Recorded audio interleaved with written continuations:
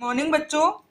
अभी तक हम पढ़ रहे थे पार नज़र के में कि अंतरिक्ष यान कैसे मंगल ग्रह की धरती पर उतरा।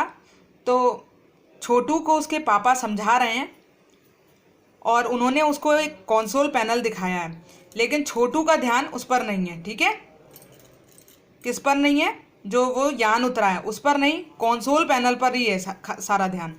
ठीक है, तो छोटू का सारा ध्यान कंसोल पैनल पर। कंसोल का एक बटन दबाने की अपनी इच्छा को वह रोक नहीं पाया। वह लाल लाल बटन उसे बरबस अपनी तरफ खींच रहा था और सहसा खतरे की घंटी बजी। सबकी निगाहें कंसोल की तरफ मुड़ी।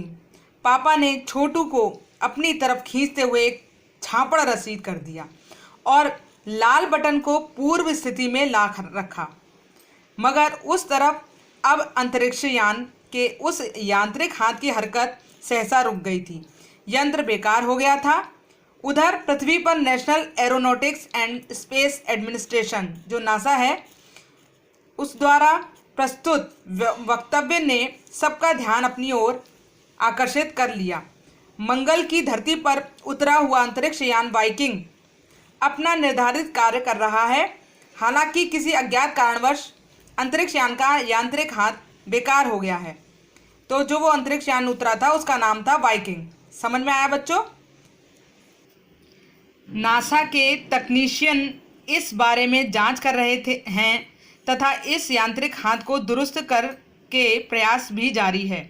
ऐसा ये सब जो है टीवी पर चल रहा है वहाँ। ठीक है, इसके कुछ ही दिनों बाद पृथ्वी के सभी प्रमुख अखबारों ने छापा।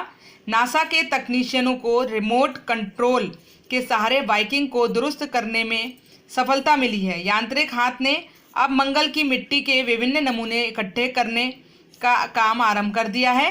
पृथ्वी के वैज्ञानिक मंगल की इस मिट्टी का अध्ययन करने के लिए बड़े उत्सुक थे।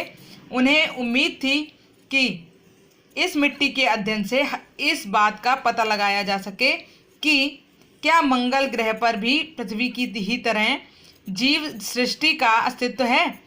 यह प्रश्न आज भी एक रहस्य है। जो वो वाइकिंग आया था तो अब उन लोगों को पता चल गया कि ये मिट्टी लेने आया है, क्योंकि ये सब जब उन्होंने टीवी पर सुना, अखबारों में छपा, तब उन्हें पता चला।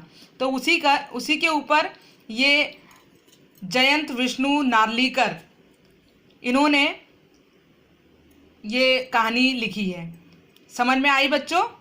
वो छोटू के विषय में है। छोटू ने कैसे जानकारी लेना चाहा और कैसे वो ज़मीन के नीचे रहते थे। ठीक है, धन्यवाद।